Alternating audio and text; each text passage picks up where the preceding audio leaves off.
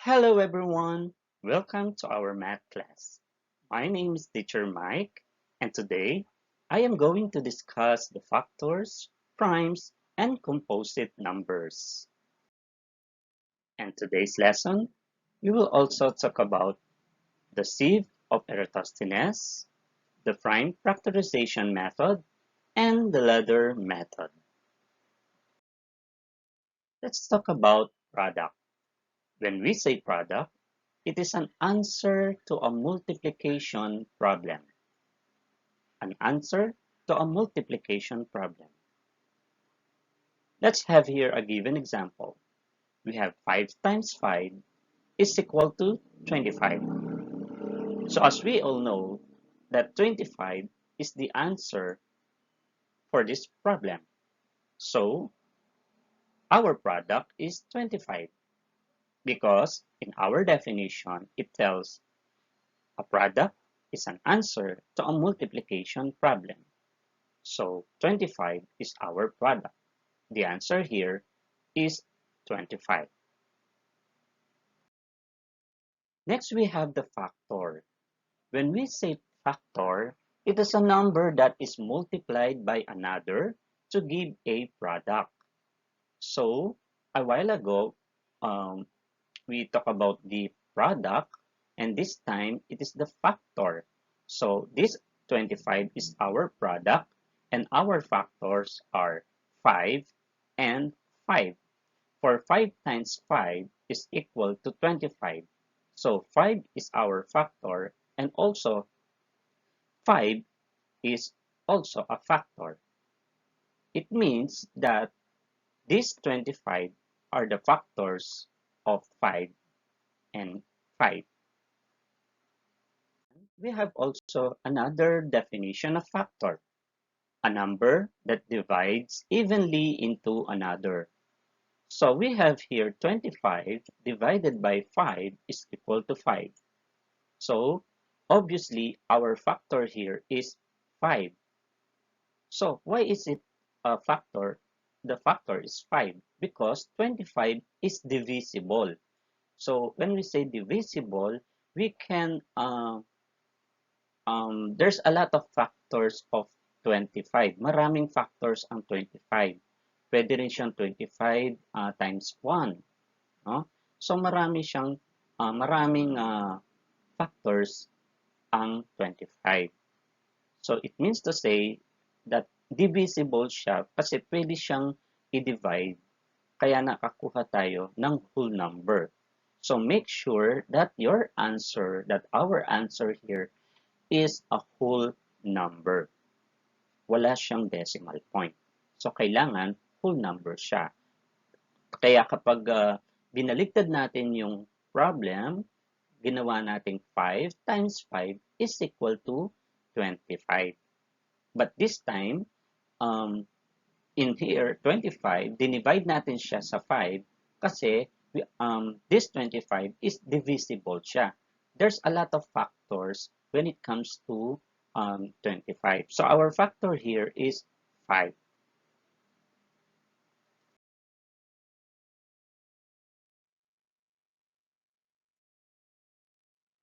So we have here the different examples. For example number 1, we have 4 times 3 is equal to 12. So what are the factors? So we have here 4 and 3. For example number 2, we have 6 and 9. And for example number 3, we have 4 and 6. So here they are. Another examples, this time we will also find the factors and products. For example number 1, we have 4 times 3 is equal to 12. And our factors here are 4 and 3. And our product is 12. For example number 2, we have 54 divided by 9 is equal to 6. So our factors here is 9 and 6. and our product is 54. For example number 3, we have 4 times 6 is equal to 24. Our factors are 4 and 6, and our product is 24. So always remember that factors are very important because in factors, we can use a prime or the composite numbers. So let us proceed in prime number. A prime number, it tells here that a number that has only two factors, itself and 1. So for prime number, we are referring for itself and 1. Ibig sabihin, we are looking only for we are looking only for factors, two factors, itself and 1. For example, we have here 7. Can we think of a number na pwede nating i-divide into 7? So, obviously, yung 7 natin dito is itself, and we will divide it only into 1. And this is equal to 7. So it means to say in prime number, we are only using two factors, itself and 1. Bukod doon, wala na. Okay? So later on, I will show you the numbers or the prime numbers, the different prime numbers.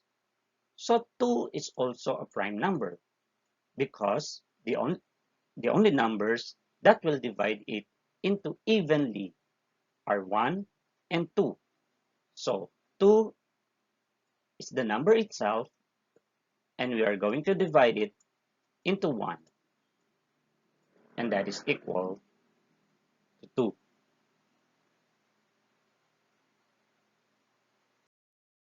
So I will show you now the numbers that belongs to prime numbers. We have here the 2, 3, 5, 7, 9, 11, 13, 17, 19, and 23. So these are the numbers these are the numbers that belongs to prime numbers because they are only the number that divide itself and 1. It has only two factors. In 2 divided by 1 is equal to 2. Then 3 divided by 1 is equal to 3. So in prime numbers, it said a while ago that it can divide only by itself and 1. So we have here what we call a special note. 1 is not a prime number. Remember this, okay? 1 is not a prime number. That's why for our last slide, we don't have 1 in the prime numbers, okay? This is what we call the special note. Okay, so let's proceed to the composite number. When we say composite number, these are the number that has more than two factors.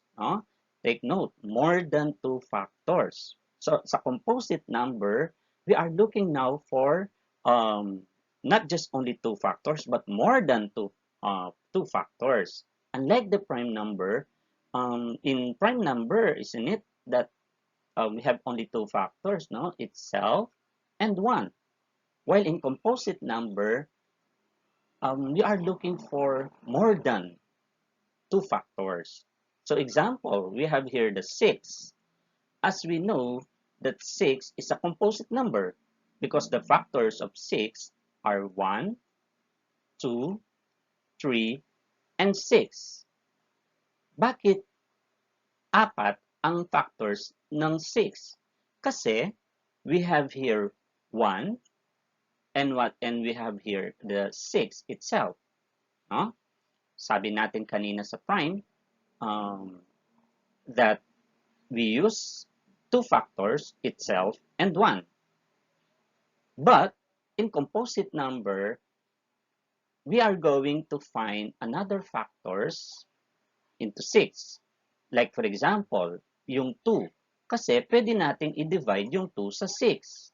Pwede nating i-divide yung 3 sa 6. So any number that is divisible or any number na pwede siyang i-divide into 6 basta't whole number siya. And that is composite number. So these are the example, or these are the composite numbers. So we have the 4, 6, 8, 9, 10, 12, 14, 15, 16, and 18.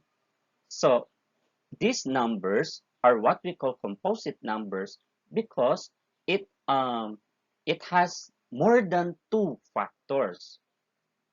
Okay? So special note, every whole number from 2 on is either composite or prime. Okay? So sabi niya, every whole number from 2 is on either composite or prime siya. No? It's either of the two. Pwede siyang composite, pwede siyang maging prime. Now we have our lonely 1. So 1 is not a prime number nor a composite number. So why? Kasi in prime number, di ba, we have only exact 2 different factors. Ang 1 wala siyang ibang factors. And it is not also composite because mas lalo, no? Wala siyang more than 2 factors. So kaya si 1 lonely lang siya. Okay, so now let's proceed now to the prime factorization method. So in prime factorization, it is a way to write a composite number as the product of prime factors. So in prime factorization, una, kukunin muna natin yung composite number until such time na matitira na lang is a prime factor. So that is prime factorization. So for example, no, sa isang number na pwede natin siyang i-divide, pwede natin siyang hati-hatiin hanggang sa makuha natin yung prime factors niya. So we have here an example of 3 times 3 times 4 equals 36. Okay? So 3 times 3 times 4 equals 36.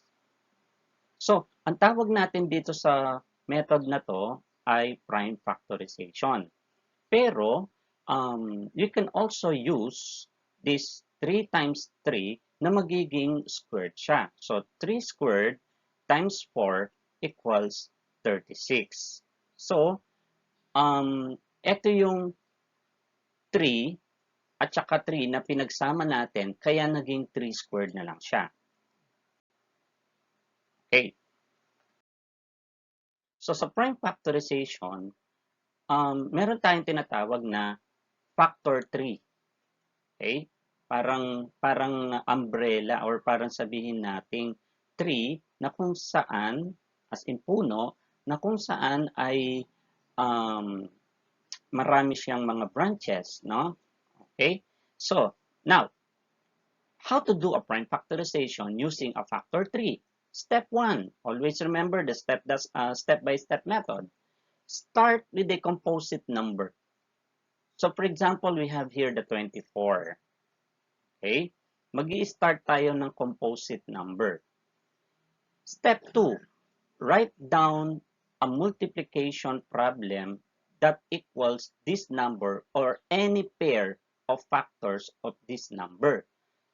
So, mag-isip nga tayo ng number na pwedeng i-multiply para makuha natin yung 24. Okay? So, we have here 4 times 6 is equal to 24. So, itong 4 at 6, these are the numbers na pwede nating nakuha, no, dun sa 24. These are the factors of 24. Okay. So, step 3, find the factors of these factors. Yung 4 times 6, no, hindi, it means to say na pwede pa rin natin siyang hatiin. Yung 4, meron pa rin siyang factors, meron pa rin siyang number na pwede nating i-divide. And that is 2 times 2. Diba? So, sa 4, pwede nating i-divide yung 2. At sa 4, pwede natin i-divide at makakakuha tayo ng 2 times 2. Okay. Sa 6 naman, pwede rin nating i-divide pa. Pwede pa natin siyang hatiin. So, makakakuha tayo ng numbers na 2 times 3. Okay? Is equal to 24. So, in prime factorization method, ginagamit natin yung factor 3 para makuha natin yung pinaka-prime number niya. So, this time, nakuha natin yung 2 times 2 times 2 times 3. Okay? So, dito niyan, yan, sa step 4 na tayo, find the factors of this number until all factors are prime numbers. So, sabi natin, di ba ang 2 prime number na siya? Okay? At the same time, yung 3 prime number na rin siya. So, doon sa given example natin na 4 times 6 is equal to 24, so ito yung mga nakuha natin na prime numbers. Okay? Step 5. Write the number from least to greatest. So this time, i-arrange natin siya from least to greatest. Kaya yung 2 times 2 times 2 times 3. Yung 3, ilalagay natin dito kasi this is the greatest. No? Ito na yung malaking number. That is equal to 24. And for step 6, count how many numbers that are same and write exponent for them. Ibig sabihin, hanapin natin yung mga numbers na pare-pareho and we will write exponent. Okay? So here, we have 2 times 2 times 2. So obviously, yung 2 dito, they are the same numbers. Kaya we will use exponent. Okay? These are the numbers that are the same and we will use exponent. So, ito yung mga numbers na pare-pareho. And we will write exponent, what we call the cube. Okay? So, bakit cube siya? Kasi, ilan ba yung number? So, we have 1, 2, 3. Tatlo yung 2 na pare-pareho doon sa nakuha nating composite numbers. Kaya nilagay natin yung cube. So 2 cube times 3 is equal to 24.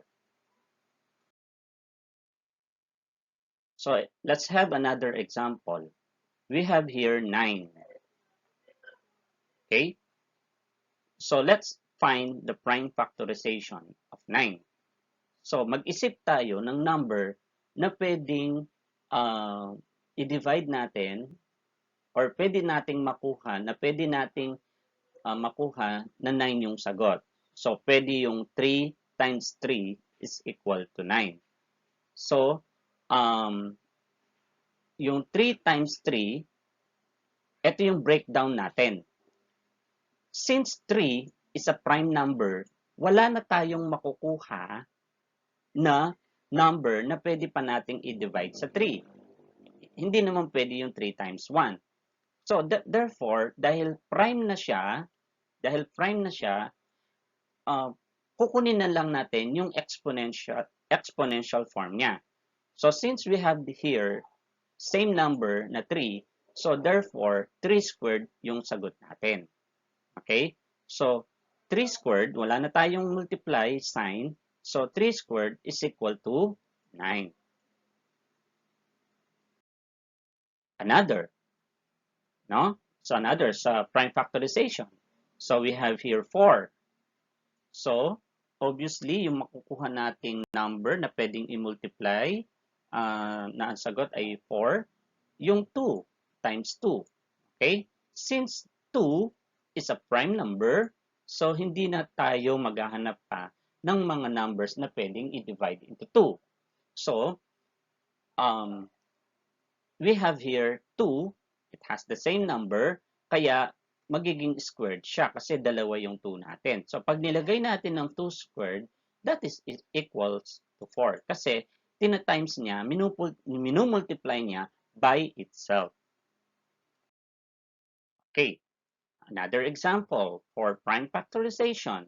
So, we have here 6. So, we will think of a number that we can multiply into 6. So, that is 2 times 3. So, 2 times 3 are both prime numbers. So, wala na rin tayong pwedeng i-divide pa dyan. Hindi na siya composite. Prime number na siya. So, 2 times 3 is equal to 6. Okay. Let's proceed now to the ladder method. What is ladder method?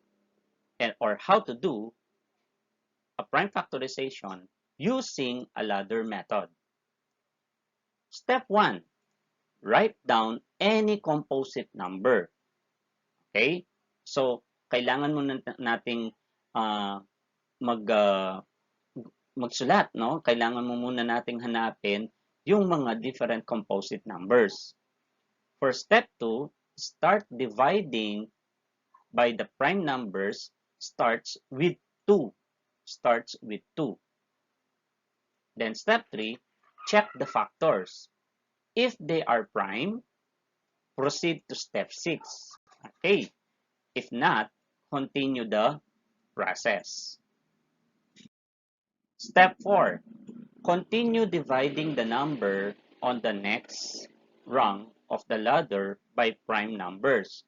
Step 5, repeat this process until the number on the next rung of the ladder is prime. Then step 6, write the prime factorization in exponential form. Okay, so let's have now an example of the ladder method. Okay, so I will use 18. Okay, according to the rule for this different procedure on how to get the ladder method, so make sure that it's divisible by 2. So we all know that 18 is divisible by 2. So if it is divisible by 2, we can get 18 divided by 2 is equal to 9. Or 9 times 2 is equal to 18. So since 9 is not a prime number, so pwede pa nating hatiin or pwede pa nating i-divide yung 9. When we divide 9 and we will get 3 times 3 kasi yung 3 times 3 is equal to 9. So therefore, yung 3 dito is a prime number. So hindi na natin pwedeng i-divide yung 3. So this is the last step. So we will get now the numbers and we will arrange it into least to greatest. So meron tayong 2 times 3 times 3 is equal to 18. So meron na tayong prime factorization. Pero in the last step, in the step 6, we will get now the exponential form. So we have here the same number sa 3. Meron tayong dalawang parehas na number and that is 3. So our final procedure here is 2 times 3 squared equals 18. So this is now the example of the ladder method. Thank you and have a nice day. God bless. Bye.